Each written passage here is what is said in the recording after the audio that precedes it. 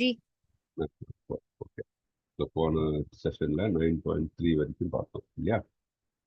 அதே மாதிரி 8th chapter நம்ம ரிவிஷன் பார்த்தோம். அப்போ 9.3 வரைக்கும் முடிச்சிட்டோம்.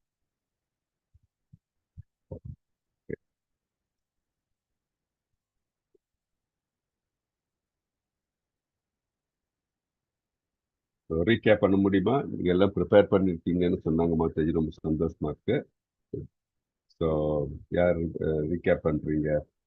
ஆக்சுவலா சங்கரன் பிரபுஜி தான் ஃபர்ஸ்ட் பிரபுஜி. ஸ்லோகம் கடைசி 2 கிளாஸுமே சங்கரன் பிரபுஜி வரல. இந்துமதி மாதாஜி நீங்க 8.23 ஸ்லோகம் சொல்றீங்களா மாதாஜி? இல்ல, எது தெரிஞ்சாலும் sir, just no problem. Just points சொன்னா போதும். Just points points. Okay, Hare Krishna. Sureshkumar Prabhuji அந்த ஸ்ரீலட்சுமி மாதாஜி எல்லாருமே சொல்லலாம். ஆமா. கோகிலா மாதாஜி, கவிதா மாதாஜி, யார் வேணாலும் சொல்லலாம். எந்த ஸ்லோகம் வேணாலும் சொல்லுங்க. கடைசி 2 கிளாஸ்ல 8th சாப்டர் அப்புறம் 9th சாப்டர். Just points. ஃபுல்லா மாதிரி சொல்லணும்ல, ஜஸ்ட் பாயிண்ட்ஸ் மட்டும் சொன்னா கூட போதும். பிரபுஜி நான் சொல்றேன் பிரபுஜி. சொல்லுங்க.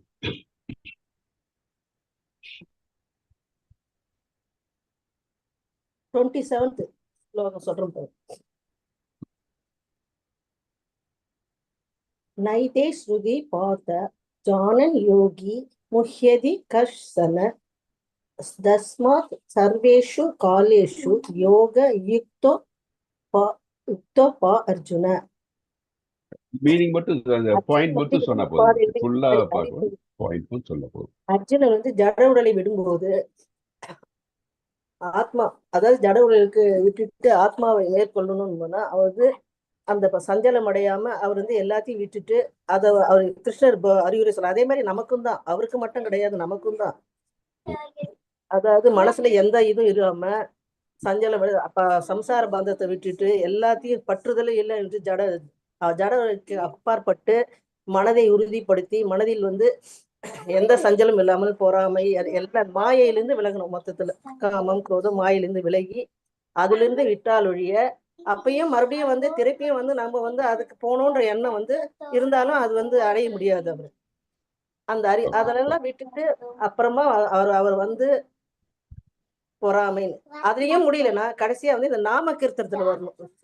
சங்கீத்துல அந்த உச்சாரணம் செய்யணும். அதுவும் சொல்லியிருக்காங்க பாருங்க. Okay, fine. Okay, fine. அப்புறம் வேற பாயிண்ட்ஸ் யார் சொல்றீங்க? சொல்றேன் பிரபுஜி, இன்னும் அது முடிக்கல பிரபுஜி. நான் முடிக்கிறேன். ஜஸ்ட் பாயிண்ட் சொன்னா போதும். ஃபுல்லா அது அப்படியே சொல்ல வேணும். ஜஸ்ட் ஃபியூ பாயிண்ட்ஸ் சொன்னா போதும். யோகம் செய்யறவரு கூட அவரையே நினைத்து தண்ணீரை அவரை நினைத்து அவரை யோகம் பண்ணினா அப்பயும் அவர் வந்து நிற்பாரு. எந்த எண்ணங்களும் தீய எண்ணங்கள் சிந்தனைகள் எந்த இதுவும் உறுதித்தம் நம்பிக்கணும். அப்புறம் பக்தி சேவை தொண்டு, அடுத்தவங்களுக்கு வந்து செயலாற்றுறது, எந்த செயலையும் கடமையுடன் செயலாற்றணும். அவரு இல்லைன்னா அவருடைய பாரத்தில் அவருடைய எண்ணத்தில் போட்டு விடணும். அவரை நினைச்சு அவரையே நினைச்சாதான் அப்பதான் அது நம்ம அதை நினைக்கணுமே நினைச்சு நம்ம செய்யக்கூடாது. அவருடைய பாரத்தில் போட்டுடணும்.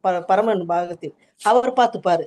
அவரை நினைத்து அவரையே பண்ணி கடைசியில தூய பக்தி, அப்பதான் அவரை போய் இது பண்ண முடியும், அடைய முடியும். அவர் திருப்பாதத்தை அதையே நினைத்து எந்த எண்ணெயிலும் செயல்படாமல் எந்த எண்ணங்களையும் செயல்படாமல் உறுதியுடனும் மனதில் நம்பிக்கையுடனும் பக்தி சேவையுடனும் நாமகீர்த்தத்தை எல்லாம் போதித்து அல்லது நாமகீர்த்தத்துடன் சொல்லி அவரை வந்து மனதில் தூய எண்ணத்துடன் தூய பக்தி நிலைநிறுத்த வேண்டும். கடமைகளை செயலாற்றணும் தூய எண்ணத்தோட. எந்த செயலும் வந்து அவரை நினைச்சு செயல்படணும். அவரை நினைச்சு செயல்பட்டா கரெக்டா. நாம வந்து இதனால ஆகும் நம்ம நினைக்க கூடாது. மனதுல வந்து ஒரே எண்ணம் அவரை மட்டும் தான் நினைக்கணும் எப்போதும். எந்த நேரம் எந்த சர்வாசதா. மாதாஜி, ஸ்ரீலட்சுமி மாதாஜி பிரபுஜி போதும்னு சொன்னாங்க மாதாஜி. கொஞ்சம் சொன்னா போதும் மாதாஜி, ஃபுல்லா எக்ஸ்பிளைன் பண்ண வேணாம். வேற யாராவது சொல்றீங்களா? இந்துமதி மாதாஜி, கவிதா மாதாஜி. ஹரே கிருஷ்ணா பிரபுஜி. இன்னும் இந்த ஸ்ரீமத் பாதத்துல இன்னைக்குதான் படிச்சேன் பிரபுஜி. சூப்பரா இருக்குது. இன்னும் நிறைய இருக்கு பிரபுஜி. இந்த நிலையில இந்த நிலையில வந்து என்ன அடையலாம், இந்த நிலையிலன்னா அந்த நிலையை அடையலான்ட்டு ஒவ்வொன்னும் கடைசி அப்படி அவ்வளவு அழகா இருக்கு. இப்ப நான் உங்களுக்கு கொஞ்சம் தான் சொன்னேன் பாரு. இப்பதான் படிச்சு வந்தேன். அதுக்குள்ள இந்த பையன் வந்ததுனால அதுல போய் ஈடுபட்டு. பரவாயில்ல. இது மெயின் எசன்ஸ் சாரம் சொன்னா போதும். ரொம்ப ஃபுல்லா அப்படியே சொல்ல வேணும். சாரம் மட்டும் சொன்னா போதும். ஸ்லோகம் கூட சொல்ல வேணும். ஜஸ்ட் சாரம் மட்டும் நம்ம என்ன பார்த்தோம்னு சொன்னா அது போதும். Okay, fine. தேங்க்ஸ் மாதாஜி. அடுத்தது யார் சொல்றீங்க? ஹரே கிருஷ்ணா பிரபுஜி. சொல்லுங்க மாதாஜி.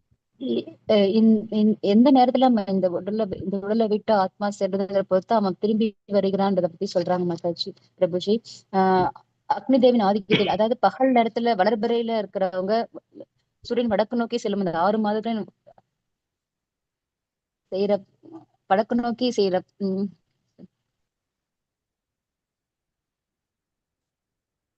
இரவில் ஒளியறவங்க தெற்கு நோக்கி செல்லும் 6-11 சந்திரலோகத்தை அடைதா சொல்றாங்க பிரபுஜி. பகல் நேரத்துல உயிர் விடுறவங்க, வளர்பிறையில உயிர் விடுறவங்க சூரியலோகத்தை சென்றடைதா சொல்றாங்க பிரபுஜி. இது யாருக்கு அப்ளிகபிள்? இது பக்தி தொண்டு இல்லாதவங்களுக்கு தான் பிரபுஜி. ஆனா எப்பயுமே பக்தி தொண்டு இருக்கவங்களுக்கு இந்த மாதிரி எல்லாம் எதுவுமே அவங்க நேர கிருஷ்ணர்கிட்ட போயிடலாம். அவங்க இதை பத்தி கவலைப்பட மாட்டாங்க. பக்தி தொண்டு இருக்கிறவங்க இதை பத்தி கவலைப்பட மாட்டாங்க. சோ வந்து கர்மிகளும் ஞானிகளும் தான் இதை பத்தி எல்லாம் பார்ப்பாங்க இல்லையா? சோ வந்து பக்தி தொண்டு இருக்கிறவங்க இதை பத்தி கவலைப்படுறது, ஏன்னா அவங்க எப்பவும் கிருஷ்ணன் நினைச்சிட்டு இருக்காங்க. ஓகே, நெக்ஸ்ட் யார் சொல்றீங்க? கவிதா மாதாஜி, கோகிலா மாதாஜி, யாராவது சொல்றீங்களா மாதாஜி? நீங்க சீக்கிரம் சொல்லிட்டீங்கன்னா பிரபுஜி கிளாஸ் ஸ்டார்ட் பண்ணிடலாம் மாதாஜி.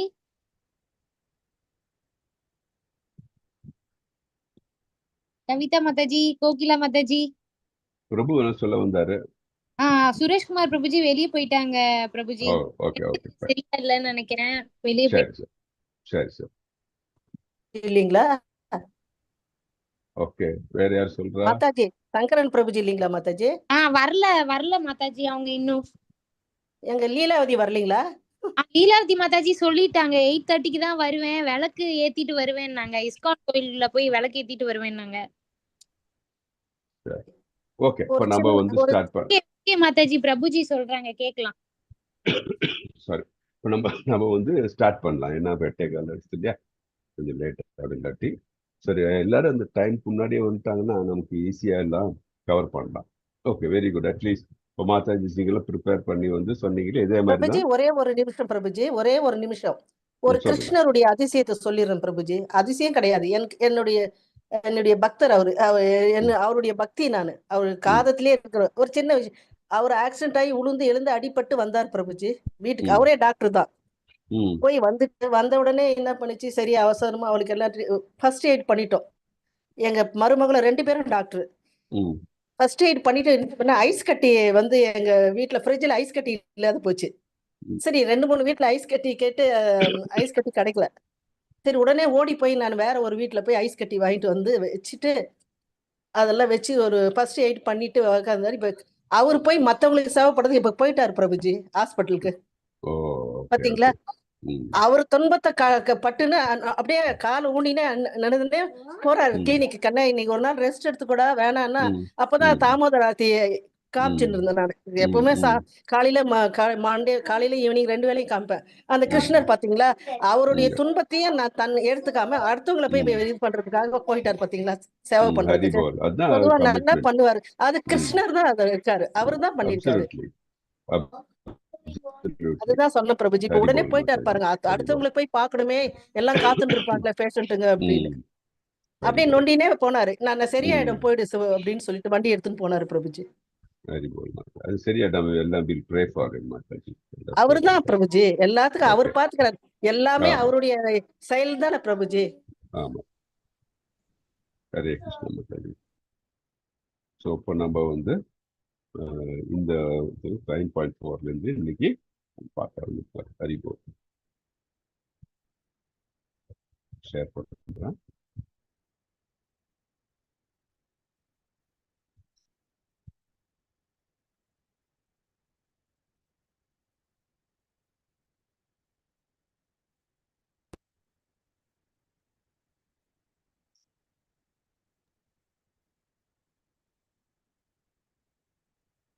ஹரே கிருஷ்ணா. யார் வாசிக்கிறீங்க? நான் படிக்கிறேன் பிரபுஜி. படிங்க. ஹரே கிருஷ்ண பிரபுஜி. ஹரே கிருஷ்ண. மயா ததமிதம் சர்வம் ஜகதவ்ய யக்த மூர்த்தினா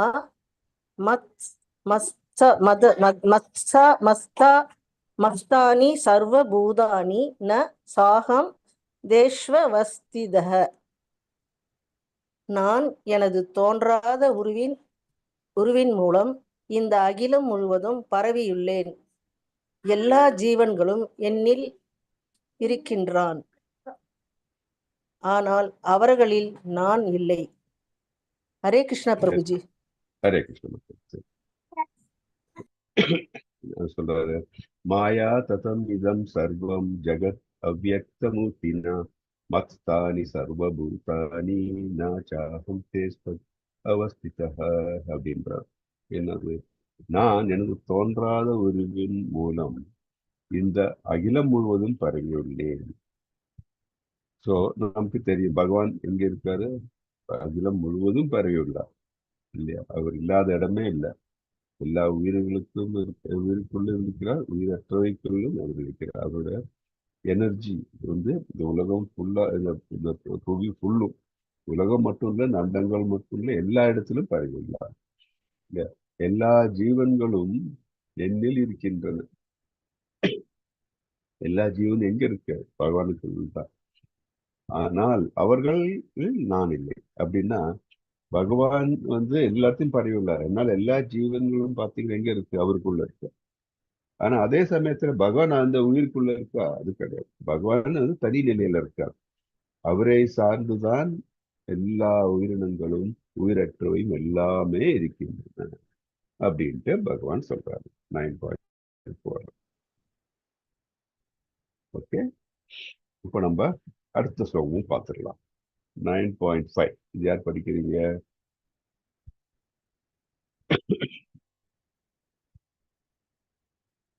9.5 படிங்களேன்.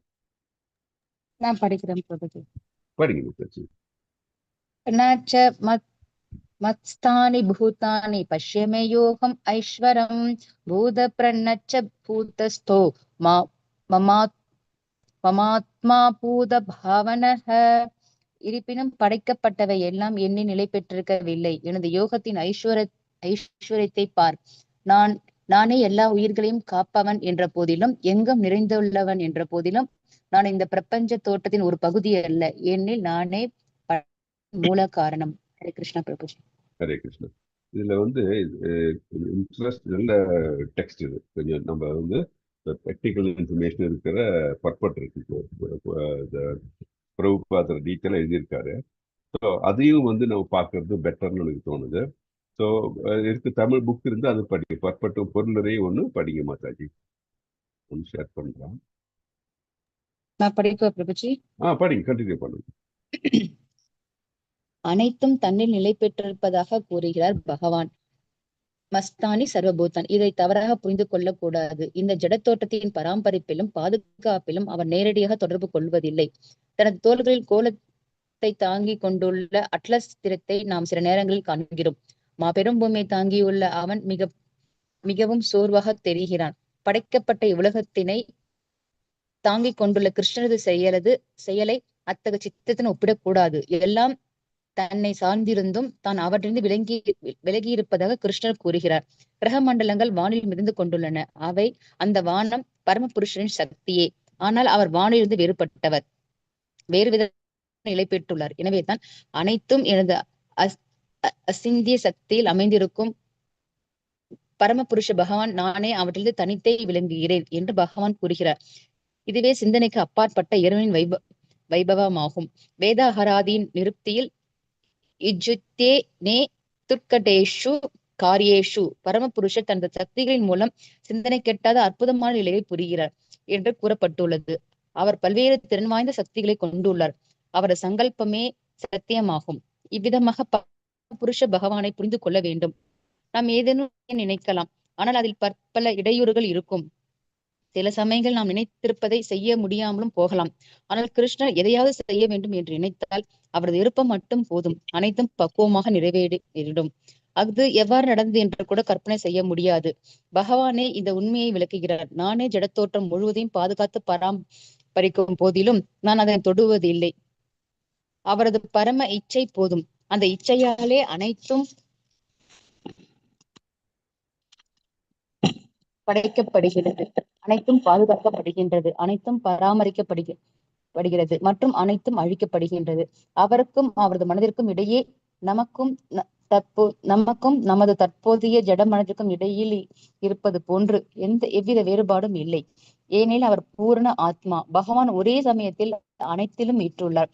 இருப்பினும் அவர் எவ்வாறு தனிப்பட்ட நபராகவும் விளங்குகிறார் என்பதை சாதாரண மனிதன் புரிந்து கொள்ள முடியாது. அவர் இந்த ஜட தோட்டத்திலிருந்தும் வேறுபட்டவராக இருந்தும் எல்லாம் அவரையே சார்ந்துள்ளன. இதுவே இங்கு யோகம் ஐஸ்வரம் பரமபுருஷ பகவானுடைய யோக சக்தி என்று விளக்கப்பட்டுள்ளது. ஹரே கிருஷ்ணா பிரபுஜி. ஹரே கிருஷ்ணா. தேங்க்யூ பிரபுஜி. ஸோ இதுல என்ன சொல்றாங்க பாருங்க, இருப்பினும் படைக்கப்பட்டவை எல்லாம் என்னில் நிலை பெற்றிருக்கவில்லை. எனது யோகத்தின் ஐஸ்வர்யத்தை பார். நான் எல்லா உயிரினங்களையும் காப்பவன் என்ற போதிலும், எங்கும் நிறைந்துள்ளவன் என்ற போதிலும், நான் இந்த பிரபஞ்ச தோற்றத்தின் ஒரு பகுதி அல்ல. ஏனெனில் நான் படைப்பும் யுகத்தான். எல்லாம் எங்கிருந்து தோன்றி இருக்கிறது? கிருஷ்ணர் பகவானிலிருந்து தான் தோன்றி இருக்கிறது. அதனால என்ன நமக்கு தெரிகிறது? எல்லாவற்றுக்கும், இந்த பிரபஞ்சத்தில் தோன்றி எல்லாவற்றுக்கும் சரி, எல்லா ஐஸ்வர்யங்களுக்கும் சரி, எல்லா உயிரினங்களுக்கும் சரி, எல்லாவற்றுக்கும் காரணம் அவர் தான். எல்லாம் அவரிடம் தான் தோன்றி இருக்கு. எல்லா இடத்திலும் அவர் நிறைந்துள்ளார். நம்ம போன இதுலையும் பார்த்தோம், ஸ்லோகத்திலையும் பார்த்தோம். அப்படி இருக்கும்போது அவர் என்ன சொல்றாரு? எங்கு என்ற போதிலும் நான் இந்த பிரபஞ்ச தோற்ற பகுதி அல்ல. இந்த பிரபஞ்ச தோற்றத்தில் அவரு ஒரு பகுதி இல்லை. ஏன்னா அவரிலிருந்து எல்லாம் தோன்றி இருக்கு இல்லையா? எல்லாம் அவரில்தான் தோன்றி இருக்கு. ஸோ அவருக்குள்ளதான் எல்லாருக்குமே தவிர அவரு இதற்குள்ளும் கிடையாது. அது நமக்கு இந்த ஸ்லோகத்திலிருந்து மீண்டும் நமக்கு வலியுறுத்தப்படுகிறது. அதனால்தான் அவர் சொல்றாரு, அனைத்தும் தன்னை நிலை பெற்றிருப்பதாக கூறுகிறார் பகவான். இதனை தவறாக புரிந்து கொள்ளக்கூடாது. இந்த ஜட தோற்றத்தின் பராமரிப்பிலும் பாதுகாப்பிலும் அவர் நேரடியாக தொடர்பு கொள்வதில்லை. தனது தோள்களில் கோலத்தில் தாங்கிக் கொண்டுள்ள அட்லஸ் சித்திரத்தை நாம் சில நேரங்களில் காண்கிறோம். மாபெரும் பூமியை தாங்கியுள்ள அவன் மிகவும் சோர்வாக தெரிகிறார். படைக்கப்பட்ட உலகில் தாங்கி கொண்டுள்ள கிருஷ்ணரது செயலை அந்த சித்திரத்திற்கு ஒப்பிடக்கூடாது. எல்லாம் தன்னை சார்ந்திருந்தும் தான் அவற்றிலிருந்து விலகி இருப்பதாக கிருஷ்ணர் கூறுகிறார். கிரக மண்டலங்கள் வானில் மிதந்து கொண்டுள்ளன.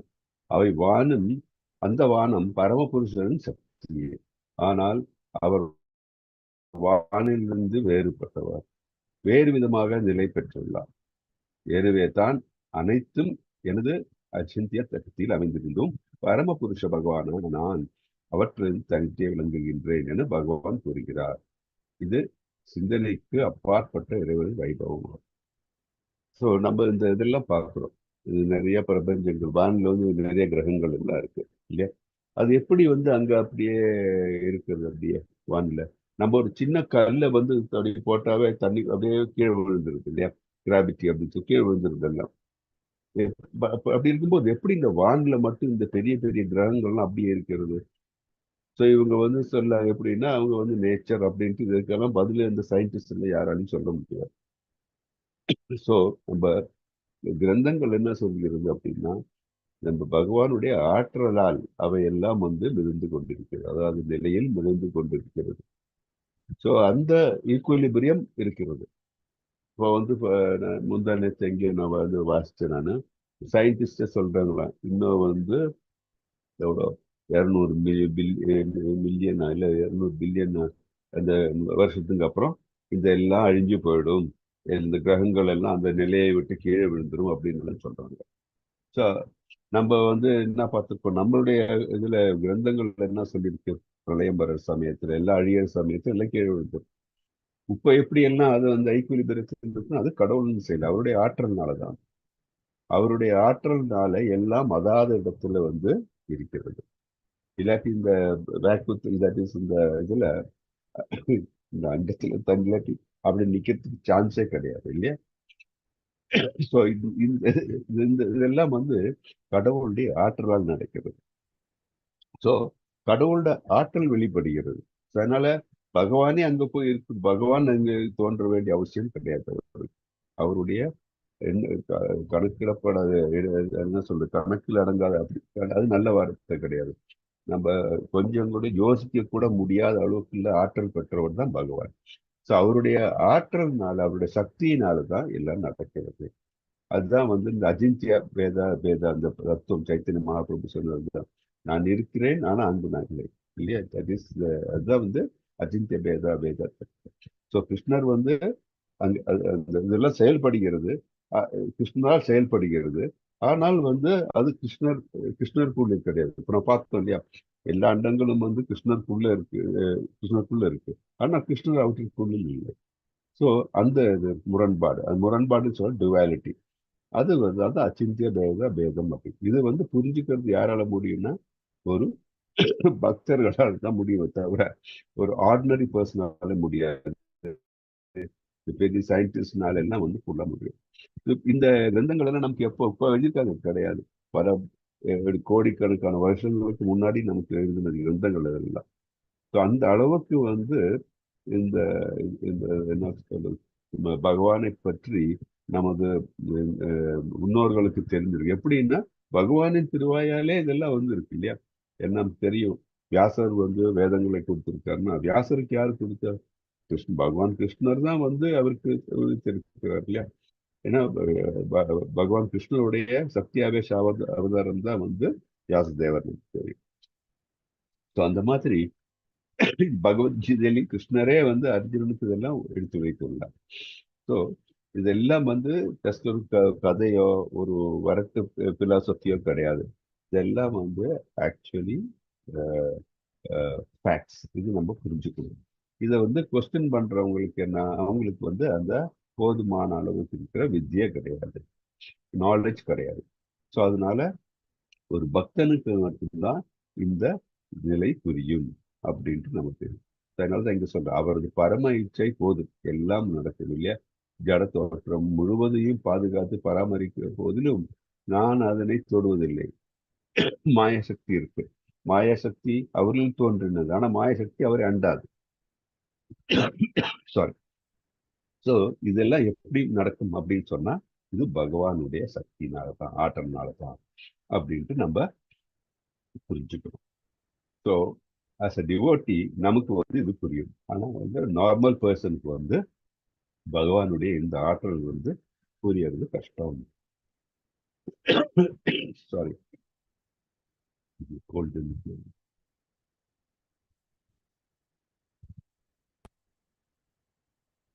ஹரே கிருஷ்ணா.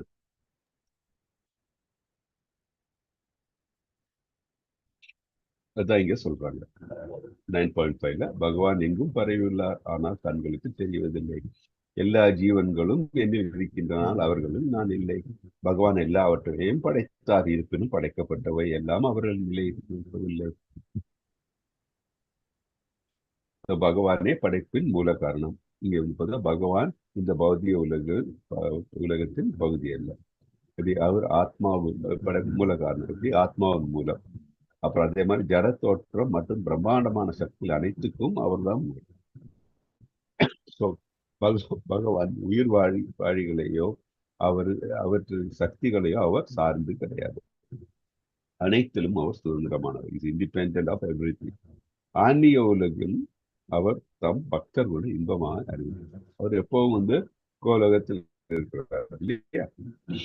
ஸோ அதனாலதான் வந்து அவர் அங்கேயே இருக்கார், அவர் இங்கே அவர் இருக்கார். ஸோ அதனால வந்து அவர் டைரக்டா இங்கே வந்து அவருடைய பிரசன்ஸ் இருக்க வேண்டியது, அவர் ஆற்றல்னாலே we can feel the presence அப்படின்னு நமக்கு தெரியும். பகவான் எப்படி வியாபிக்கிறார்? நாம் நமது பௌதீக புலங்களால் பகவானை காண முடியாது. பகவான் எப்படி வியாபிக்கிறார் என்றால் யாருடைய புலங்கள் பக்தி தொண்டின் மூலமாக தூய்மைப்படுத்தப்பட்டுள்ளதோ அவர்களால் காண முடியும். நமக்கு தெரியும் மகாபாரத போர்ல இப்போ இவருக்கு சஞ்சயனுக்கு எப்படி வந்து அந்த ஆற்றல் கிடைத்தது பார்க்கறதுக்கு. பிகாஸ் அதுக்கு அந்த ஆற்றலை வந்து இவர் கொடுத்தாரு இல்லையா. அவரு யாரு கொடுத்தா அவருக்கு அந்த ஆற்றலை? சஞ்சயனுக்கு. ஹரே கிருஷ்ண பிரபுஜி. வியாசதேவர் இல்லையா குரு. வியாசதேவர் யாரு? பகவான் தான் இல்லையா. வியாசதேவர் வந்து சஞ்சயனுக்கு அந்த ஆற்றலை கொடுத்தார். பகவான் எல்லாவற்றையும் படித்துள்ளார், ஆனால் அவை அவரில் நிலை பெற்றிருக்கவில்லை. கிருஷ்ணர் இந்த பௌதீக உலகத்தில் ஒரு பகுதி அல்ல, அவர் அவற்றிலிருந்து ஒதுங்கியுள்ளார். கிருஷ்ணர் நேரடியாக பிரபஞ்சத்தை பராமரிப்பதில்லை. கிருஷ்ணர் சக்திகள் இந்த பிரபஞ்சத்தை பராமரிக்கின்றது. இதான் நம்ம பார்த்தோம். இவை எல்லாவற்றையும் சுதந்திரமாக அவர் ஆன்மீக உலகில் அவர் தம் பக்தர்களுடன் இன்பம் அனுபவித்துக் கொண்டிருக்கிறார். இந்த கான்செப்ட் புரியுது இல்லையா? அவருடைய ஆற்றல் வழியா அவர் எல்லா இடத்திலும் பரவியுள்ளார். அவர் ஆற்றல் எல்லா இடத்திலும் பரவியுள்ளது. எல்லாத்துக்கும் காரணம் அவர். ஆனா அவர் இந்த பிரபஞ்சத்தில் தோன்றியுள்ளதெல்லாம் அவர் இருக்க வேண்டிய அவசியம் இல்லை. ஆனால் பிரபஞ்சத்தில் தோன்றியது எல்லாம் அவர்களிடம் தான் தோன்றியுள்ளது அப்படின்னு நம்ம புரிஞ்சுக்கிறோம். ஹரே கிருஷ்ணன். 9.6 யாராச்சும் வாசிக்கிறேன். ஹரே கிருஷ்ணன் வாசிக்க. யதா காஷ ஸ்திதிதோ நித்யம் வாயுः சர்வத்ர கோ மகான் ததா சர்வாணி பூதானி மத்சதானி யுபதாரயः. எங்கும் வீசிக்கொண்டுள்ள பலத்த காற்று எவ்வாறு எப்போதும் ஆகாயத்தினுள் உள்ளதோ அதுபோலவே படைக்கப்பட்டவை அனைத்தும் என்னில் அமைந்துள்ளதை அறிவாயாக. ஹரே கிருஷ்ணன். பொருள் வேணாம், இது ஜஸ்ட் இது ஒரு இம்பார்ட்டன்ட் கான்செப்ட். எங்கும் வீசிக்கொண்டுள்ள பலத்த காற்று எவ்வாறு எப்பொழுதும் ஆகாயத்தினுள் உள்ளதோ அதே போலவே படைக்கப்பட்டவை அனைத்திலும் என்னில் அமைந்துள்ளதை அறிவாயாக. இப்போ நம்ம இப்போ உங்ககிட்ட ஒரு கேள்வி கேட்டேன்னு வச்சுக்கோங்க. இந்த உலகத்துல நம்ம நமக்கு தெரிஞ்சதை வச்சு எது எதுக்கு ரொம்ப பறந்து இருக்கு, எல்லா இடத்திலும் பறந்து உள்ளது எது அப்படின்னு கேட்டா என்ன சொல்ல முடியும்? ஆகாயம் சொல்லுவோம் இல்லையா? இந்த ஆகாயம், காற்று ஆகாயத்துக்குள்ளதான் இல்லையா? ஆகாயம் தான் எல்லா இடத்துலயும் நிரம்பி இருக்கு. அந்த பவுண்டரின்னு சொல்லும் போது ஆகாயம் தான் எல்லா இடத்துலயும் பரவி உள்ளது. அந்த ஆகாயத்துக்குள்ள என்ன இருக்கு? காற்று உள்ளது இல்லையா? காற்று ஆகாயத்துக்குள்ளதானே. ஸோ காற்று எப்படி இருக்கு அதே நமக்கு அளவிட முடியாது. காற்றோட ஆற்றல் நமக்கு அளவிட முடியாது. இந்த மாதிரி என்ன சொல்றது, இந்த பெரும் சக்தி இருக்கிற அந்த காற்று எங்க இருக்கு? இந்த ஆகாயத்துக்குள்ள இருக்கு இல்லையா? அந்த மாதிரி தான் அது. நம்ம பகவான் இந்த ஆகாயம் மாதிரி எல்லா இடத்திலும் பரவி உள்ள இந்த காற்றானது இந்த ஆகாயத்துக்குள்ள இருக்கிறது. ஸோ அந்த பலத்த காற்று எங்க இருக்கு? ஆகாயத்துக்குள்ள இருக்கு. அதே மாதிரிதான் அந்த படைக்கப்பட்டவை எல்லாம் எவ்வளவு ஆற்றல் படைத்தது இருக்கு இல்லையா? ஒரு சமுத்திரமா பாருங்க எவ்வளவு ஆற்றல் இருக்கு இல்லையா? அதே மாதிரி காற்றுக்கு எவ்வளவு ஆற்றல் இருக்கு. அந்த மாதிரி ஒவ்வொன்றுக்கும் ஒவ்வொரு ஆற்றல் இருக்கு. இந்த எல்லா ஆற்றலும் எங்க இருக்கு? இந்த பரந்த இந்த ஆகாயத்துக்குள் தான் இருக்கு இல்லையா? பறந்து இருக்கு எல்லா இடத்துலையும். ஸோ அந்த மாதிரி இந்த இந்த பிரபஞ்சம் எல்லா இடத்துலையும் பரவி உள்ள இருக்கு. அந்த பிரபஞ்சத்துக்குள்ள இருக்க தோன்றிய எல்லாம் எங்க இருக்குது? எல்லாம் இருக்கு இல்லையா? அதெல்லாம் எங்கிருந்து வந்தது? கடவுள் பகவான் தான் வந்தது. பிரபஞ்சம் எங்கிருந்து வந்தது? பகவானுள் தான் வந்திருக்கு. அதுதான் ஊமை சொல்லியிருக்காங்க. ஆகாயம் எல்லாவற்றிலும் எங்கு எப்படி பரவி இருக்கிறதோ அதற்குள் எப்படி ஒரு பலத்த ஆற்றல் மிகுந்த காற்று இருக்கிறதோ அதே மாதிரி பகவான் எல்லா இடத்திலும் பரவி இருந்தார். மற்ற எல்லா காரியங்களும் இந்த படைக்கப்பட்டவை எல்லாம் அதற்குள் தான் என்னுள்ளிருந்து தான் வந்தது, என்னுள் தான் இருக்கிறது அப்படின்னு சொல்றேன். இப்போ நமக்கு ஒரு மாதிரி ஒரு ஐடியா கிடைக்குது இல்லையா? எல்லா இடத்துலயும் ஆகாயம் இருக்கு, காற்று அதுக்குள்ள இருக்கு. அதே மாதிரி பகவான் எல்லா இடத்துலையும் விரும்பியுள்ளார், படைக்கப்பட்டவை எல்லாம் அவர் இருக்கிறது அப்படின்ட்டு நம்ம இது தெரிஞ்சுக்கணும். பாத்தீங்க இல்லையா? காற்று என்ன சக்தி, ஆகாயம் பார்த்தா பகவான். காற்று சக்தி வாய்ந்தது. காற்றின் அசைவுகள் எல்லா அசைவுகளையும் உண்டாக்கியது. பகவான் எப்படி காற்று ஆகாயத்துக்கு அமைந்துள்ளது இருப்பினும் காற்று ஆகாயத்தின் எல்லைகளை தாண்டுவதில்லை இல்லையா? இதெல்லாம் ஆகாயத்துக்கு உட்பட்டு தான் இருக்கிறது, இதுக்கு மேல கிடையாது. ஓகே, ஒரு ஐடியா கிடைக்குது இல்லையா? ஹரே கிருஷ்ணா. இப்போ 9.7 படிங்க. ஹரே கிருஷ்ண பிரபுஜி. ஹரே கிருஷ்ணா மாதாஜி. சர்வபூதானி கௌந்தேய பிரகிருதிம் யாந்தி மாமிகாம் கல்பக்ஷயே புனஸ்தானி கல்பாதௌ விஸ்ருஜாம்யஹம். குந்தியின் மகனே, கல்பத்தின் முடிவில் ஜட தோற்றம் முழுவதும் எனது இயற்கையில் நுழைகின்றன.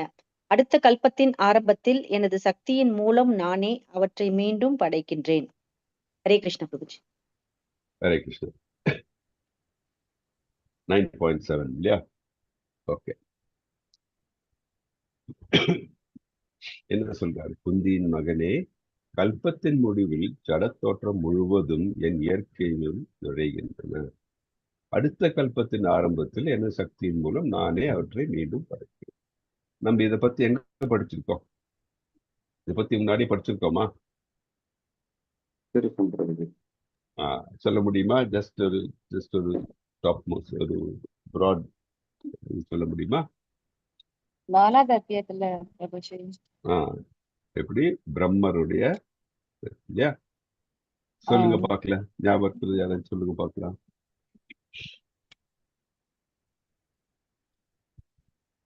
சூரியன் ஓகே ஓகே பிரபுஜி சொல்றீங்களா?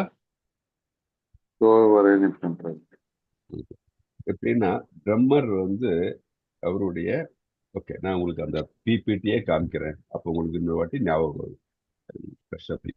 மாதிரி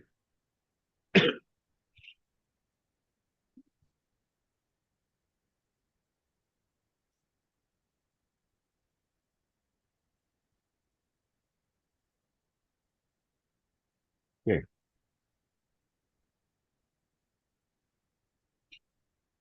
எப்படின்னா பௌதிக உலகம் தற்காலிகமானது அப்படின்னு பார்த்தோம் நம்ம 8th சாப்டர் படிக்கும்போது. இதுல பிரம்மாவின் ஆயுட்காலம் எப்படி நம்ம பார்த்தோம் அப்படின்னா, நம்ம இந்த 4 யுகம் இருக்கு இல்லையா? 4 யுகம், சத்திய யுகம், சேத்திய யுகம், துவாபார யுகம், கலியுகம். இது 4ம் சேர்ந்தது ஒரு யுக சுழற்சி அப்படின்னு சொல்றோம் நம்ம. ஓகே, அது எவ்வளவு வருஷம்னா 43,20,000 வருஷம். பிரம்மாவின் ஒரு பகல் ஒரு யுக சுழற்சி. எப்படி? ஒரு யுக சுழற்சி இன்டூ 1000. ஸோ 43 ஒரு யுக சுழற்சி எவ்வளவு பார்த்தோம் நம்ம 43,20,000 இல்லையா? இன்டூ 1000. ஸோ 43,020 வருஷம். ஓகே, ஸோ இதுதான் ஒரு யுக சுழற்சின்னு சொல்றோம்.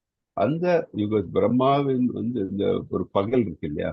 அந்த பகல் முடிஞ்ச உடனே என்ன ஆகுதுன்னா, இந்த உயிரினங்கள் எல்லாம் ஒரு வாட்டி அந்த அவ்யக்தமாயிருக்கு. தட் இஸ் அவர்கள் நம்ம பார்த்தோம் இல்லையா இந்த ஸ்லோகத்துல, அவர்கள் எல்லாம் மீண்டும் இயற்கை நம்ம கர்ப்போதக்ஷா விஷ்ணு இல்லையா? அவருக்குள்ள போயிடும். அப்புறம் திருப்பி பிரம்மாவின் இரவு முடிஞ்சு பகல் வரும்போது திருப்பி அவர்கள் தோற்றம். இது ஒரு என்ன சொல்றது, இது ஒன் டைம். தட் இஸ் இப்போ உயிரினங்கள் 3 டைம் மடிகிறது. எப்படி? ஒண்ணு நம்ம ஒரு உடல் எடுத்திருக்கோம், அந்த உடல் மடியும் போது. ரெண்டாவது இந்த பிரம்மாவின் பகல் பொழுது முடியும் போது. மூன்றாவது எங்கன்னா எப்போன்னா பிரம்மாவோட வாழ்நாளே முடியும் போது. பிரம்மாவுடைய வாழ்நாள் எப்படி நம்ம பார்த்தோம்னா, ஒரு இரவு அப்படின்னா ஒரு 1000 ஒரு இரவு, தட் இஸ் ஒரு பகலும் இரவும் சேர்ந்து ஒரு நாள் இல்லையா? அந்த ஒரு வருடம் என்பது எவ்வளவு? 365 நாட்கள், வாழ்நாட்கள். அது அதே மாதிரி எப்படின்னா 100 வருஷம். ஸோ இதை நம்ம டோட்டல் பண்ணோம், இது மல்டிப்ளை பண்ணி இந்த கால்குலேட் பண்ணும்போது 311 ட்ரில்லியன் 40 பில்லியன் பூமி இதுதான் பிரம்மாவின் வாழ்நாள். ஸோ அந்த பிரம்மாவின் வாழ்நாள் முடியும் பொழுதும் பிரளயம்பதி சைட்ல மீண்டும் எல்லா உயிரினங்களும் மடிந்து பகவானுக்குள் செல்கின்றாங்க. ஸோ இது மனசுல எப்போ வச்சிருக்கணும்? 3 டைப் மடிந்து போகும். 3 டைப், 3 வகையா. ஒண்ணு அந்தந்த உயிரினங்கள் அதனுடைய வாழ்நாள் முடிந்த ஒண்ணு. மனிதன் 100 வருடம் வாழ்ந்து விட்டான்னா அது முடிஞ்சுன்னா மடிந்து போயிடுறாங்க. இல்லை நம்ம இன்னொரு உயிரினத்தை ஜென்மம் பிறந்து விட்டோம்னா அந்த உயிரை எவ்வளவு நாள் இருக்கிறதோ அது ஒண்ணு. அது ரெண்டாவது பிரம்மாவின் பகல் பொழுது முடியும் பொழுது. மூன்றாவது பிரம்மாவின் வாழ்நாள் முடியும் பொழுது. ஓகே, இது அப்போ ஞாபகத்தில் வச்சுக்கோங்க. அதுதான் சொல்றாங்க இங்க. நம்ம இப்போ பார்த்தோம் இல்லையா?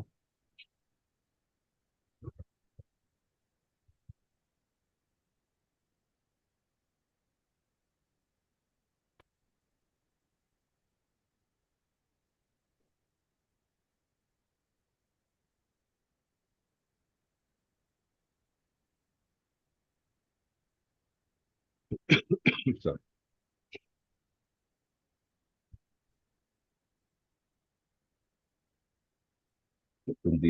கல்பத்தின் முடிவில் ஜடத்தோற்றம் முழுவதும் என்னுடைய இயற்கையில் நுழைகின்றன. அடுத்த கல்பத்தின் ஆரம்பத்தில் என சக்தியின் மூலம் நானே அவற்றை மீண்டும் படைக்கிறேன். இதுதான் இந்த ஸ்லோகத்துல சொல்றார். ஓகே. இன்னொரு அவர் எப்படி எல்லா இடத்துலயும் இருக்காருன்னா அவர் எக்ஸ்பேண்ட், பிகாஸ் அவர் அவருடைய சக்தினால எல்லா இடத்துலயும் அவரு பரவியுள்ளார். பகிரங்க சக்தி. கிருஷ்ணா. ஓகே, இப்போ இது படிங்க. 9.8 படிங்க. யார் படிக்கிறீங்க? ஹரே கிருஷ்ணா பிரபு. ஹரே கிருஷ்ணா பிரபு. பிரகிருதிம் ஸ்வாமவஷ்டப்ய விஸ்ருஜாமி புனః புனக பூதக்ராமமிமங் கிருத்ஸ்னம் அவசம் பிரகிருதேர்வசாத். பிரபஞ்ச தோற்றம் முழுவதும் எனக்கு கீழ்ப்பட்டது. எனது விருப்பப்படி அது மீண்டும் மீண்டும் தானாக படைக்கப்பட்டு இறுதியில் எனது விருப்பப்படி அழிக்கப்படுகின்றது. ஹரே கிருஷ்ணா பிரபுஜி. ஹரே கிருஷ்ணா பிரபு. இது பற்பட்டும் படிச்சிருங்க பிரபு. ஓகே பிரபு. ஓகே பிரபுஜி. பரமபுருஷ பகவானின் தாழ்ந்த சக்தியின் தோற்றமே இந்த ஜட உலகம். இதனை பல முறை விளக்கியுள்ளோம். படைப்பின் போது ஜடசக்தி மகத் தத்துவமாக விடுவிக்கப்பட்டுள்ளது. பகவானின் முதல் புருஷ அவதாரமான மகாவிஷ்ணு அதனுள் நுழைகிறார். காரணக்கடலில் படுத்துக் கொண்டிருக்கும் அவர் தமது சுவாசத்தின் போது எண்ணற்ற அண்டங்களை படைக்கிறார். அவை ஒவ்வொன்றிலும் அவர் மீண்டும் கர்ப்போதகசாயி விஷ்ணுவாக நுழைகின்றார். ஒவ்வொரு பிரபஞ்சமும் இப்படித்தான் படைக்கப்படுகிறது. அவர் மீண்டும் க்ஷீரோதகசாயி விஷ்ணுவாக விரிவடைகிறார். அந்த விஷ்ணு மிகவும் நுண்ணிய அணுவிற்குள்ளும் நுழைகின்றார். அவர் எல்லாவற்றிலும் நுழைகின்றார் என்ற இவ்வுண்மை இங்கே விளக்கப்பட்டுள்ளது. ஜீவாத்மாக்களை பொறுத்தவரை அவர்கள் இந்த ஜட இயற்கையினுள் கருவூட்டப்படுகின்றனர். தமது முந்தைய செயல்களின் அடிப்படையில் பல்வேறு நிலைகளை அடைகின்றனர். இதன் மூலம் ஜட உலகின் செயல்கள் தொடங்குகின்றன. இவ்வாறாக பல்வேறு உயிரினங்களின் இயக்கங்கள் படைப்பின் ஆரம்ப காலத்திலேயே தொடங்குகின்றன. அவை பரிணமிப்பவை அல்ல. பிரபஞ்சம் படைக்கப்பட்ட போதே பல்வேறு உயிரினங்களும் உடனடியாக படைக்கப்பட்டன. மனிதர்கள், மிருகங்கள், பறவைகள் என அனைத்தும் ஒரே நேரத்தில் படைக்கப்படுகின்றன. ஏனெனில் முந்தைய பிரளயத்தின் போது குறிப்பிட்ட ஜீவாத்மாவின் விருப்பம் என்னவோ அதற்கேற்ப அவன் மீண்டும் தோன்றுகின்றான். படைப்பில் ஜீவாத்மாக்களுக்கு எவ்வித பங்கும் இல்லை என்பதை அவசம் எனும் வார்த்தை தெளிவாக குறிப்பிடுகிறது. முந்தைய படைப்பின் முந்தைய வாழ்வில் ஜீவாத்மாவின் நிலை என்னவோ அந்நிலை மீண்டும் வெளிப்படுகிறது. அவரது விருப்பம் போதும். இவை அனைத்தும் தானாக நடந்தேறிவிடும். இதுவே பரமபுருஷ பகவானின் அச்சிந்திய சக்தியாகும். பற்பல உயிரினங்களை படைத்த பின் அவருக்கு உயிரினங்களோடு எவ்வித தொடர்பும் இல்லை. பல்வேறு உயிர்வாழிகளின் விருப்பங்களை பூர்த்தி செய்வதற்காகவே இவ்வுலகம் படைக்கப்படுகிறது. எனவே இறைவன் இதில் ஈடுபடுவதில்லை. ஹரே கிருஷ்ணா பிரபுஜி. ஹரே கிருஷ்ணா. ஸோ எப்படி இந்த படைப்பு நடக்கிறது அப்படின்ட்டு இந்த பொருளிலிருந்து நம்ம தெரிஞ்சுக்கலாம் இல்லையா? பிரபஞ்ச தோற்றம் முழுவதும் எனக்கு கீழ்ப்பட்டது. எனது விருப்பப்படி அது மீண்டும் மீண்டும் தானாக படைக்கப்பட்டு இறுதியில் எனது விருப்பப்படி அழிக்கப்படுகிறது. நம்ம எப்படி தோற்றத்தை பத்தி என்ன சொல்றாங்க? சாரி, பரமபுருஷ பகவானின் தாழ்ந்த சக்தி என்ன? தாழ்ந்த சக்தி அப்படின்னு சொல்றாங்க இல்லையா? என்னது? இந்த பௌதீகம். எக்ஸாக்ட்லி, பௌதிக மெட்டீரியல் இல்லையா? பௌதிக படைப்பு அவருடைய பகிரங்க சக்தி. ஓகே, பரமபுருஷ பகவானின் பகிரங்க சக்தியின் தோற்றமே இந்த ஜட உலகம். இதனை பலமுறை விளக்கியிருப்போம். படைப்பின் போது என்ன ஆகுது? இந்த ஜடசக்தி மகத் தத்துவமாக விடுவிக்கப்படுகிறது. பகவானின் முதல் புருஷ அவதாரமான மகாவிஷ்ணு. மகாவிஷ்ணுனா யார் அது? காரணோதகசாயி விஷ்ணு. எக்ஸாக்ட்லி, ஹரிபோல். காரணோதகசாயி விஷ்ணு, அதுதான் மகாவிஷ்ணு. அதனுள் நுழைகிறார். காரணக்கடல் படுத்துக் கொண்டிருக்கும் அவர் தமது சுவாசத்தின் போது எண்ணற்ற அண்டங்களை படுகிறார். சுவாசம் வரும்போது, வெளி சுவாசம் விடும்போது அண்டங்கள் வருவாரு, உள் சுவாசம் எடுக்கும்போது அண்டங்கள் மடிந்து விடுகிறார். அதுதான் அதோடைய படைப்பு மீது. அவை ஒவ்வொன்றிலும் அவர் மீண்டும் கர்ப்போதக்ஷாயி விஷ்ணுவாக நுழைகிறார். ஸோ ஒவ்வொரு அண்டங்கள் அவர் இந்த அவருடைய சுவாசத்திலிருந்து ஒரு அண்டம் வருது, பல அண்டங்கள் வந்துட்டே இருக்கு. அந்த ஒவ்வொரு அண்டங்களுக்குள்ளும் அவருடைய இன்னொரு விரிவாங்கம் என்னது? விஷ்ணு கர்ப்போதக்ஷாயி விஷ்ணு அதுக்குள்ள சொல்றார். அந்த கர்ப்போதக்ஷாயி விஷ்ணு என்ன பண்றாரு? அவருடைய தொப்புள் கொடியிலிருந்து பிரம்மா உருவாகிறார். அங்கிருந்து பல எல்லா உயிரினங்களும் அந்த பிரபஞ்சத்தில் உருவாகிறது. அது உருவாகும் பொழுது என்ன ஆகுது? அதான் இங்க கிளியரா சொல்றாங்க. எப்படி உருவாகின்றன அப்படின்னு சொன்னா, தட் இஸ் ஒவ்வொரு மனிதர்கள், பறவைகள் அனைத்தும் ஒரே நேரத்தில் படைக்கப்படுகின்றன. ஏனெனில் முந்தைய பிரளயத்தின் போது குறிப்பிட்ட ஜீவாத்ம விருப்பம் என்னவோ அதற்கேற்ப அவன் மீண்டும் தோன்றுகிறான். ஸோ எல்லாம் பகவானுள் இருக்கின்றன இல்லையா?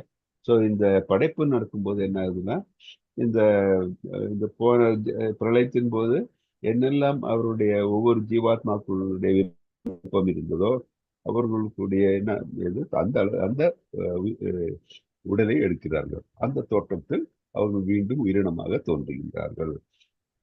அதுதான் இங்க கிளியரா சொல்லியிருக்கோம்.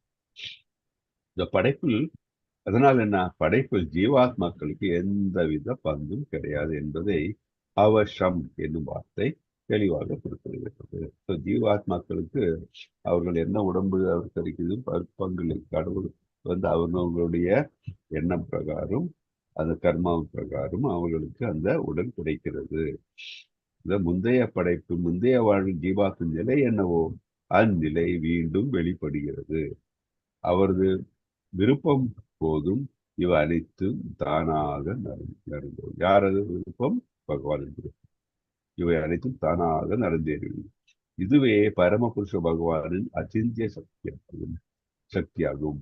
பற்பல உயிரினங்களை படைத்த பின் அவருக்கு உயிரினங்களுடன் எந்த தொடர்பும் இல்லை.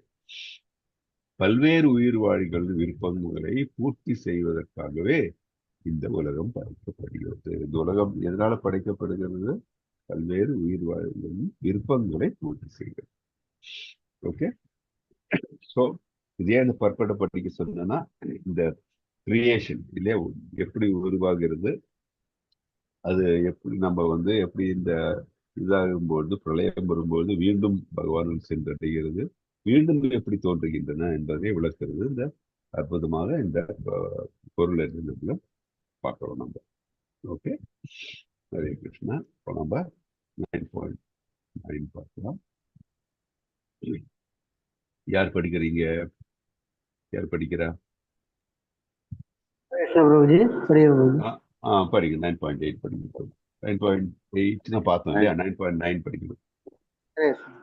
ந சமாம் தானி கர்மாணி நிபத்தினந்தி தனஞ்சய உதாசீனவத் ஆசீனம் சக்தம் தேஷு கர்மசு. தனஞ்சயனே, இச்செயல்கள் எதுவும் என்னை பந்தப்படுத்த முடியாது. நடுநிலையில் அமைந்துள்ள நான் இந்த பௌதிக செயல்களில் எப்போதும் விலகியே உள்ளேன். தனஞ்சயனே, இந்த செயல்கள் எதுவும் என்னை பந்தப்படுத்த முடியாது. நம்ம பார்த்தோம் ஏன் பந்தப்படுத்த முடியாதுன்னு நம்ம போன இந்த பொருளில் இருந்து தெரிஞ்சுக்கிட்டோம். நடுநிலையில் அமைந்துள்ள நான் இந்த பௌதிக செயல்களிலிருந்து எப்பொழுதும் விலகியே உள்ளேன்.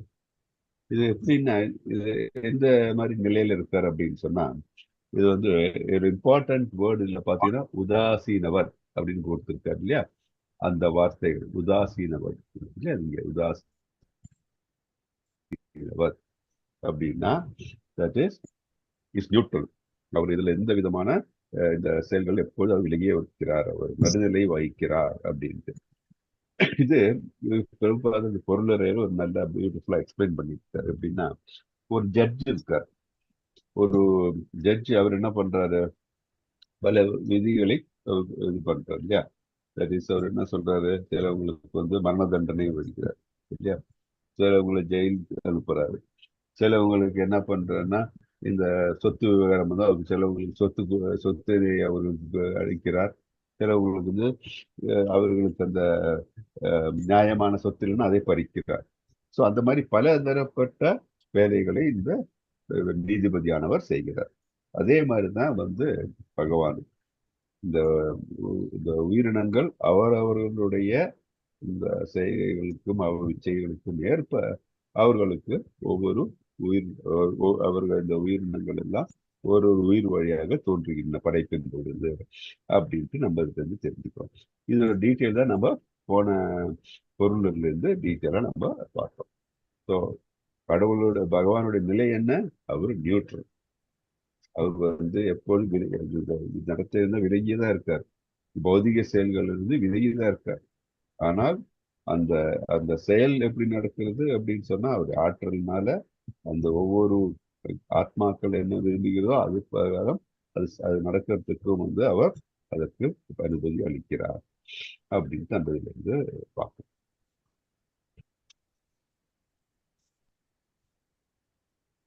ஓகே, 9.10 பார்க்கலாமா? हरे कृष्ण प्रभु जी, नमस्कार प्रभु जी। வாசிங்க பிரபு. स्वायत्त्यसेन प्रकृति तुयदेश सरासरं हेदुनानेन कौन्तेय जगत् விபரிவர்த்ததே. குந்தியின் மகனே, எனது சக்திகள் ஒன்றான இந்த ஜட இயற்கை எனது மேற்பார்வையில் செயல்பட்டு அசைகின்ற மற்றும் அசையாதவற்றை எல்லாம் உண்டாக்குகின்றது. அதன் ஆணைப்படி இந்த தோற்றம் மீண்டும் மீண்டும் படைக்கப்பட்டு அளிக்கப்படுகிறது. ஹரே கிருஷ்ணா. ஹரே கிருஷ்ணா. என்ன சொல்ல, குந்தியின் மகனே, எனது சக்திகளில் ஒன்றான இந்த ஜட இயற்கை, அவர் சக்தியில என்னெல்லாம் சக்தி அவருக்கு இருக்கு? ஒன்றான சக்தி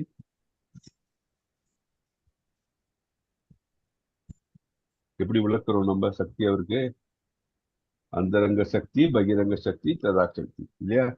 எப்ப ஞாபகம் வச்சுக்கோங்க. எனது சக்திகளில் ஒன்றான அந்த ஜட இயற்கை எனது மேற்பார்வையில் செயல்பட்டு அசைகின்ற மற்றும் அசையாதவற்றை எல்லாம் உண்டாக்குகிறது.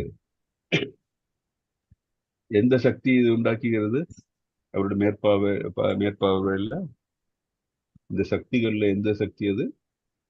பகிரங்க சக்தி. பகிரங்க சக்தி கண்டிப்பா. அதன் ஆணைப்படி இந்த தோற்றம் மீண்டும் படைக்கப்பட்டு அழிக்கப்பட்டது. இதோடைய பர்பட்டு ஒன்று வாசிச்சல, இது டீட்டெயில் சொல்றாங்க. இந்த பர்பட்டு ஒரு வாட்டி வாசிக்கலாம். யார் வாசிக்க பிரபு?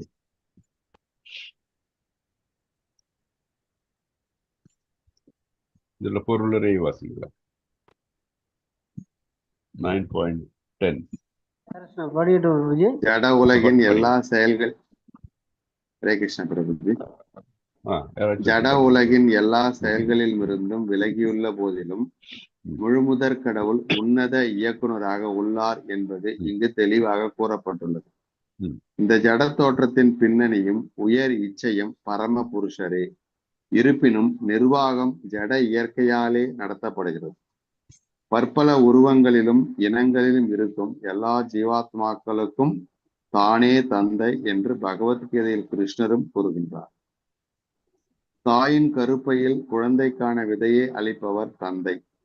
அதுபோலவே முழுமுதற் கடவுள் தனது பார்வையின் மூலம் எல்லா ஜீவாத்மாக்களையும் ஜட இயற்கையின் கருப்பையில் விதைக்கிறார்.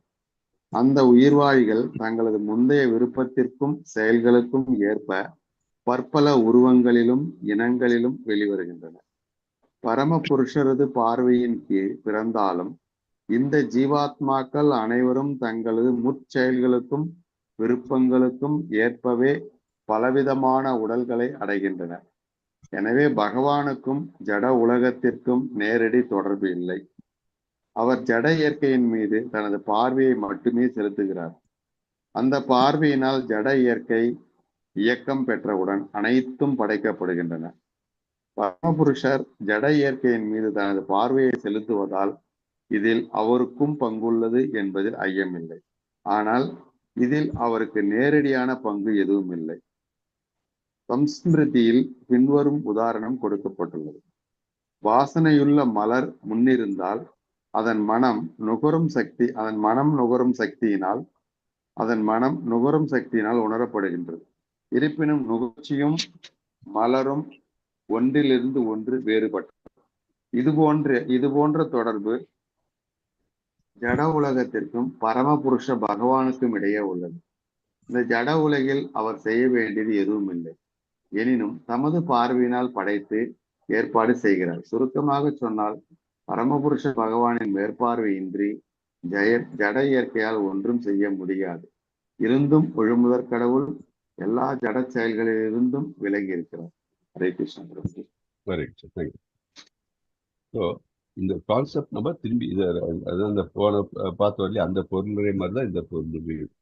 கிரியேஷன் எப்படி நடக்குது, இதோட பேக்ரவுண்ட் என்ன, கடவுளோட நிலை என்ன, இதுதான் மீண்டும் நமக்கு வலியுறுத்தப்படுகிறது. ஜட உலகின் எல்லா செயல்களிலிருந்து விலகியுள்ள போதிலும் முழுமுதற் கடவுள் உன்னத இயக்குனராக டைரக்டர் தான் வரும். ஓகே என்பது இங்கு தெளிவாக கூறப்பட்டுள்ளது. இந்த ஜட தோற்றத்தின் பின்னணியும் உயர் இச்சையும் பரமபுருஷரே. இந்த ஜட தோற்றத்தின் பின்னணி பேக்ரவுண்ட் அவரு தான். அதோடைய ஹையஸ்ட் இது யாருது, அந்த இன்டென்ஷன் யாருங்கிறது பிரச்சனை எடுக்கலாம். அவர் தான் காஸ் ஆஃப் ஆல் காசஸ் அப்படின்னு தெரியுது.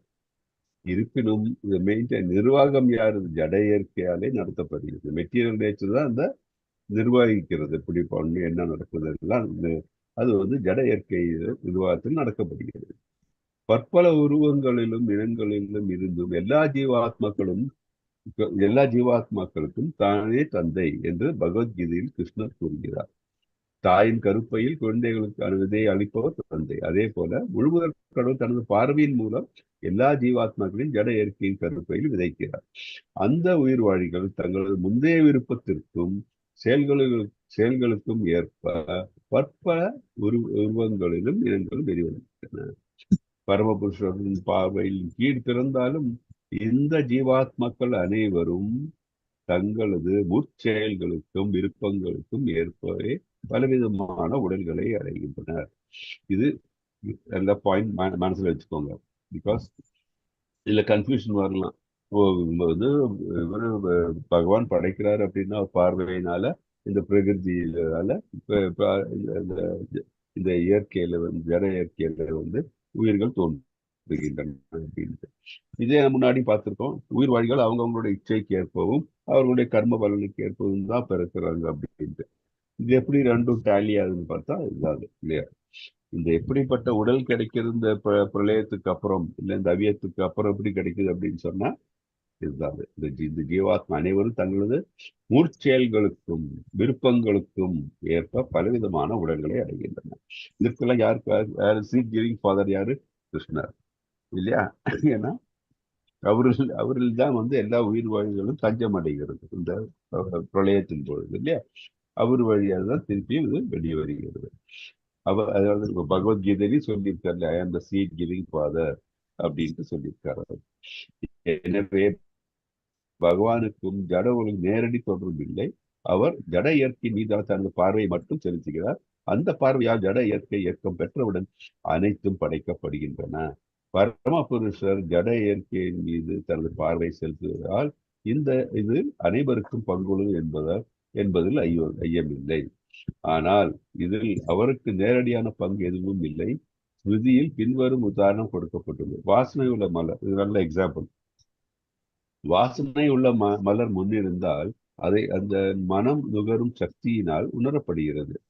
இருப்பினும் நுகர்ச்சியும் மலரும் ஒன்றிலிருந்து ஒன்று வேறுபட்டது இல்லையா. மலர் வேற, நுகர்ச்சி வேற.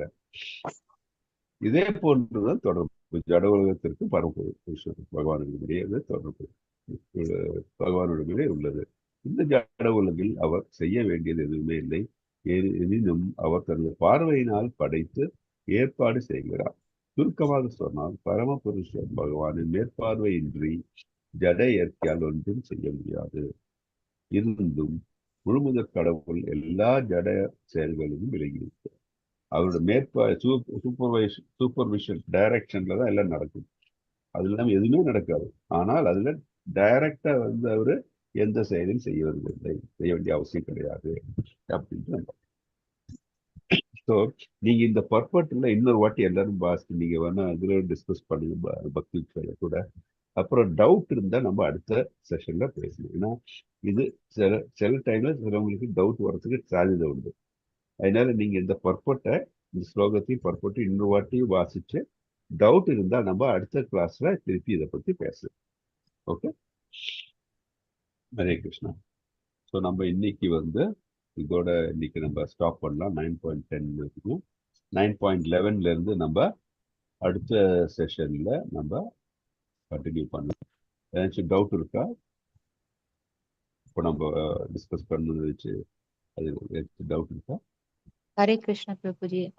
ஹரே கிருஷ்ணா மாதாஜி. சக்தி பத்தி சொன்னீங்கல்ல, அசிந்திர சக்தி, பகிரந்த சக்தி, இன்னொரு சக்தி என்ன பிரபுஜி? சதாசக்தி. சதாசக்தினா மார்ஜினல் எனர்ஜி. சதா ததா TATH. TATH ததாசக்தி. எப்படின்னா marginal energy, that is internal energy தான் வந்து அந்தரங்க சக்தி. அந்தரங்க சக்தி யார் கண்ட்ரோல் பண்றான்னா யோகமாயான்னு பார்த்தோம். அந்தரங்க சக்தியில இருந்தா யோகமாயா அந்தரங்க சக்தி. உயிர் வாழி நம்ம ஜீவாத்மாக்கள் எல்லாம் வந்து அந்தரங்க சக்தி தான் ஆக்சுவலி. ஓகே. ஸோ அடுத்தது வந்து பகிரங்க சக்தி, மெட்டீரியல் நேச்சர். இதெல்லாம் வந்து பகிரங்க சக்தி. இது வந்து அவருடைய இந்த சக்தி, ஜட உலகத்தில் இருக்க ஜட சக்தி. அப்புறம் இதுக்கு ரெண்டு நடுவுல வந்து என்னன்னா இதான் ததாக் சக்தி அப்படின்றது. ததாக் சக்தி அப்படின்னு சொல்லி செப்பரேட்டா ஒரு சக்தி எப்படி அந்த நிலை இருக்கிறது அப்படின்னா, இந்த மனித இருக்காங்க, நம்ம எல்லாம் இருக்கோம்ல உயிர் வாழ்கள், இந்த மனித உயிர் எப்படின்னா, நம்ம வந்து இந்த ஜட உலகில் பிறந்தவர்கள், ஜட உலகில் தோன்றிய உயிர் வாழிகள் என்னன்னா, நமக்கு வந்து இந்த மாயையினால் நம்மளை தொட முடியும். ஆக்சுவலி அந்தரங்க சக்திக்கு வந்து மாயினால் தொட முடியாது. ஏன்னா அது வந்து யோக மாயை, மகாமாயை தான் இந்த அந்தரங்க சக்தி, இந்த பகிரங்க சக்தியினால் தொட முடியும். நம்ம இந்த ஜட உலகத்துல என்ன என்ன என்ன சக்தி நமக்கு தெரியும், பகிரங்க சக்தி. அதுதான் மகாமாயா அப்படின்னு சொல்றோம். இந்த மகாமாயை தான் வந்து இந்த முக்குணங்களுடைய ஆதிக்கத்தில் நம்மளை வந்து எல்லா இல்யூஷன்லையும் பிளேஸ் பண்றது இல்லையா, அப்படி இருக்கிறது. அந்த நிலை இந்த நம்ம இந்த ஜட உலகில் இருக்கிற வரைக்கும் நம்மளை வந்து இந்த மகாமாயை வந்து தொடும். நம்ம ஏன் இந்த ஜட உலகத்துக்கு வந்திருக்கோம்? இப்போ நம்ம பார்த்தோம், இந்த போன பர்பட்டில் கூட பார்த்தோம். தட் இஸ் ஒவ்வொருத்தருடைய இச்சை பிரகாரமும் அவர்களுடைய அந்த மெயினா இச்சைனால தான் இங்க வந்து முதல் எதனால பிரபஞ்சத்துக்கு வரோம்னா நம்மளுடைய இச்சை. நம்ம ஆக்சுவலி நம்ம பொசிஷன் எங்க? கோலோக பிருந்தாவனத்தில் கிருஷ்ணரோட இருக்கிறது இல்லை. ஏன்னா நம்மளாம் பகவானுடைய பின்ன பகுதிகள். அந்த டைம்ல நமக்கு வந்து நம்மளுக்கும் வந்து இந்த இதில் ஆசைகள் இருக்கு, இந்த இதெல்லாம் நம்ம அனுபவிக்கணும்னு சொல்றதுக்காக இந்த ஜீவாத்மாக்கள் அனுபவிக்கிறதுக்கு வேண்டிதான் இந்த பிரபஞ்சத்தையே உருவாக்கி இருக்கிறது. அதை நம்ம பார்த்தோம். இந்த 9.7 9.8 படிக்கும்போது பார்த்தோம். நம்ம இது இந்த ஜீவாத்மாக்களுடைய அந்த என்ஜாய்மெண்ட்டுக்கு வேண்டிதான் இந்த மெட்டீரியல் நேச்சரை கிரியேட் பண்ணியிருக்காரு. இந்த பல்வேறு உயிர் வாழியின் விருப்பங்களை பூர்த்தி செய்வதற்காக இவ்வுலகம் படைக்கப்படுகிறது. 9.8. அதனாலதான் நம்ம எல்லாம் இங்கே பிறந்திருக்கோம். ஸோ இங்க இருக்கும்போது, ஆனால் நம்மளுடைய நிலை என்ன? நம்ம வந்து எங்கே நம்மளுடைய கான்ஸ்டிடியூஷனல் பொசிஷன், நம்ம எங்கே நம்ம இருக்க வேண்டியவங்க? பகவானுடைய பின்ன பகுதிகளாக நம்ம கோலோக பிருந்தாவனத்தில் இல்லை வைகுண்டத்தில் இருக்க வேண்டியவங்க. அப்ப நம்ம என்ன, நம்ம எல்லாம் வந்து ஆக்சுவலி பார்த்தா அந்தரங்க சக்தி, பகவானின் அந்தரங்க சக்தியின் ஒருத்துகள் தான் நம்ம எல்லாம். ஆனால் நம்ம இந்த இச்சையை பூர்த்தி செய்யறதுக்கு வேண்டிதான் நம்ம இந்த உலகத்துக்கு வந்திருக்கோம். இந்த பிரபஞ்சத்தில் நம்ம தோன்றி இருக்கோம் இந்த ஜீவாத்மாக்களாக. ஸோ இங்க வந்து நம்ம இச்சைகளை பூர்த்தி செய்யணும்னா நமக்கு என்ன, நம்ம இந்த நிலை எடுத்தாகணும், பகிரங்க சக்தியினுடைய நிலை. அப்போ இந்த பகிரங்க சக்தியினுடைய ஆதிக்கத்தில் நாம் வந்து கண்டிப்பாக நம்ம வந்து அதுக்கு நம்மளை பாதிக்கும், பகிரங்க சக்தி நம்மளை பாதிக்கும். அதுதான் இந்த முக்குணம் சொன்ன, சத்துவ குணம், ரஜோகுணம், தமோ குணம் இருக்கு. ஸோ இதெல்லாம் காரணம்னா மாயினால. ஸோ இந்த மாயையிலிருந்து விடுபடுறதுக்கு தான் நம்ம சொல்றோம் சுத்த சத்துவ நிலையில் வர வேண்டும். சத்துவ குணம் மட்டும் இல்ல, சுத்த சத்துவத்தில் வர வேண்டும். நம்மளுடைய செயல்கள் எல்லாம் எப்படி இருக்கணும்? அகர்ம நிலையில் இருக்க வேண்டும். அப்படி இருக்கும்போது எப்படி நம்ம பண்ணுவோம்? பகவானுக்கு நம்ம திருத்தொண்டு செய்யும் பொழுதுதான் நம்ம பகவானையே முழுமையாக நினைக்கும் போதுதான் நம்மளை மாயை அணுகாது. ஏன்னா நம்ம இந்த அந்தரங்க சக்தியோட நிலைக்கு வந்துடுறோம். இப்போ பகவான் பூர்ணமா நினைக்கும் போது நம்ம அந்த பகவானுடைய பின்ன பகுதியில அந்த நிலை நமக்கு வந்துடுது. அப்போதான் நம்ம இந்த பிறப்பிறப்புலாம் நம்ம விடுபட்டு பகவானின் திருநாட்டுக்கு செல்ல முடியும். நம்ம அதுதான் அதோடைய பிலாசபி. ஸோ அது இல்லாம நம்ம பௌதிகத்தில் ஈடுபட்டு பௌதிக நிலை ஆசை நம்ம மனதில் இருந்து கொண்டே இருந்ததுன்னா நம்ம என்ன இங்கேதான் இருக்க போறோம். அப்ப நம்மள என்ன பகிரங்க சக்தி நம்மள ஆதிக்கிறது. ஆனா நம்ம உண்மையான நிலை என்ன? நம்ம அந்தரங்க சக்தி. இது எப்படின்னா, நான் இதுக்கு முன்னாடியே ஒரு வாட்டி கிளாஸ்ல சொல்லியிருக்கேன். தட் இஸ் ஒரு இது எடுத்துக்கோங்க, கடற்கரை எடுத்துக்கோங்க. இந்த பக்கம் கடல் இருக்கு, இந்த பக்கம் கரை இருக்கு, மணல் இருக்கு. இந்த இந்த கடலுடைய திரை இந்த இந்த கரையின் மேல பட்டு போகும்போது என்ன நனைந்த இட பாகம் இருக்கு இல்லையா, அதுதான் ததாசக்தி அப்படின்றது. தட் இஸ் ஆக்சுவலி அது அந்தரங்க சக்தி. ஆனால் இந்த பகிரங்க சக்தியினுடைய ஆதிக்கம் அது மேல் செலுத்தக்கூடிய நிலை இருக்கிறது. அதுதான் ததாக சக்தி, மார்ஜினல் எனர்ஜி அப்படின்னு சொல்லுவோம் இங்கிலீஷ்ல. அந்த மார்ஜினல் எனர்ஜி அதுன்னா நம்பலாம். இந்த ஜட உலகில் தோன்றியுள்ள இந்த ஜீவாத்மாக்கள் தான் அந்த மார்ஜினல் எனர்ஜி. ஆனால் ஒரிஜினலா அந்த மார்ஜினல் எனர்ஜி சதாசக்தியோட நிலை என்னன்னா ஆக்சுவலி இன்டர்னல் எனர்ஜி தான் நம்பலாம். ஏன்னா நம்மலாம் பகவான் பின்ன பகுதிகள். So we all our origin is பகவான், origin is internal energy of the lord. ஆனா நம்ம இங்கே டெம்பரரி விசிட்டர்ஸா வந்திருக்கோம் இந்த துக்காலயத்துக்கு. நம்ம எவ்வளவு சீக்கிரம் மீண்டும் கடவுள்கிட்ட போகணும்னு நம்ம தான் தீர்மானிக்கணும். அது எப்படின்னா நம்ம இந்த பிறவி கிடைக்கும் போது பகவானுக்கு திருத்தொண்டு செய்து பகவானையே நினைத்துக் கொண்டு பகவானுடைய திருநாட்டுக்கு செல்ல வேண்டும் என்ற குறிக்கோளை நம்ம எடுத்து வைக்கோம்னா நம்ம அங்கு செல்லலாம். ஓகே மாதாஜி, கிளியரா? ஹரே கிருஷ்ண மாதா. தேங்க்யூ பிரபுஜி. இது எல்லாரும் மறக்கவே கூடாது. இது அந்தரங்க சக்தி, பகிரங்க சக்தி, பிரபா சக்தி.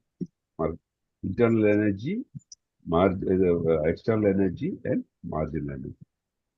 எக்ஸ்டர்னல் பொட்டன்சின்னு சொல்லலாம். Internal potency, external potency, marginal potency. Okay, இது மறக்கவே கூடாது. ஹரே கிருஷ்ணா. வேற ஏதாச்சும் டவுட் இருக்கா? ஹரே கிருஷ்ணா பிரபுஜி. ஹரே கிருஷ்ண பிரபு. இந்த 9.8ல பிரபுஜி, பிரபஞ்சம் படைக்கப்பட்ட போதே பல்வேறு உயிரினங்களும் உடனடியாக படைக்கப்பட்டன.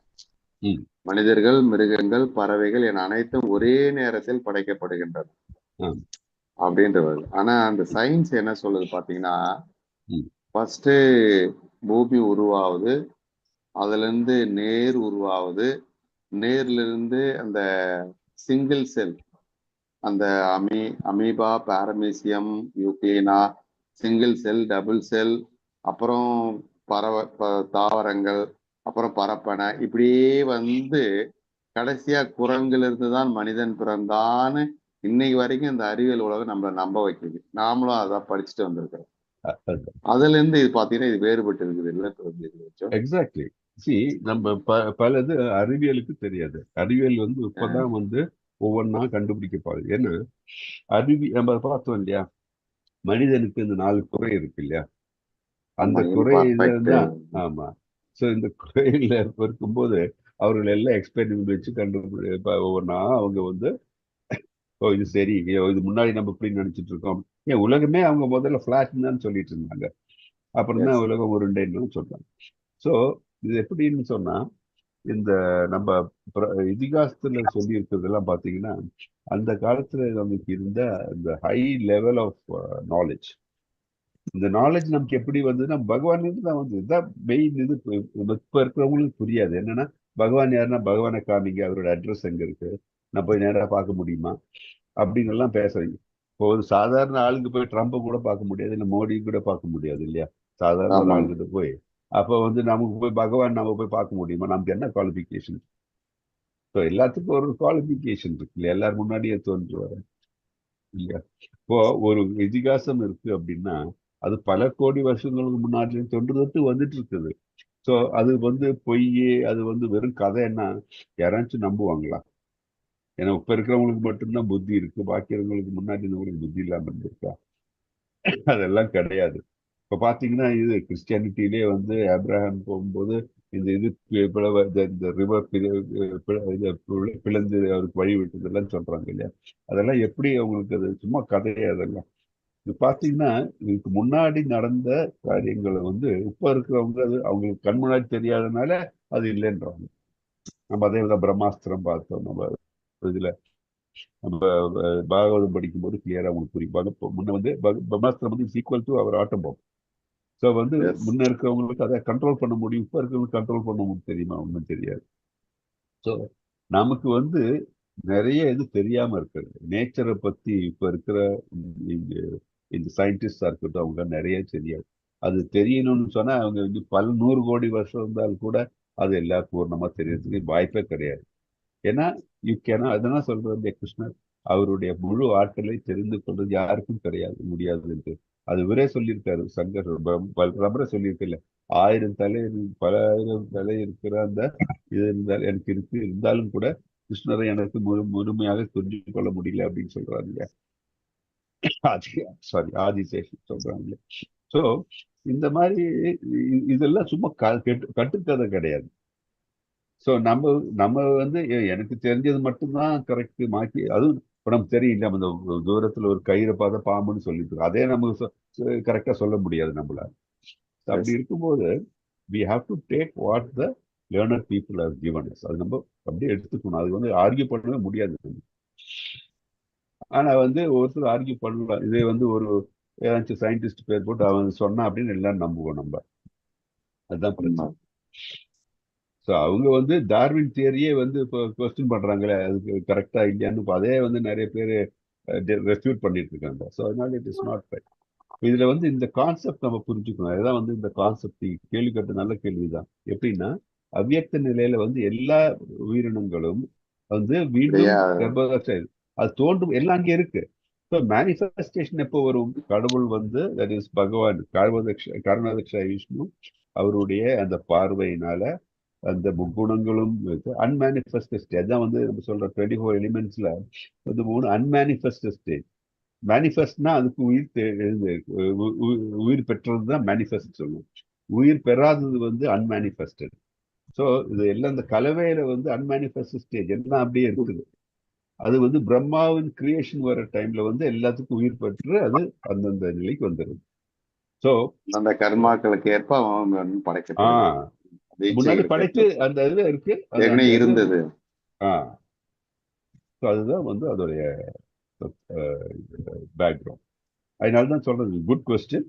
எல்லாரும் வந்து இந்த 8, 9, 7, 8, 9 இந்த இது படிச்சுட்டு நீங்க எல்லாம் படிச்சுட்டு டிஸ்கஸ் பண்ணிட்டு டவுட் இருக்கும், அது நம்ம டிஸ்கஸ் பண்ண அடுத்த செஷன்ல.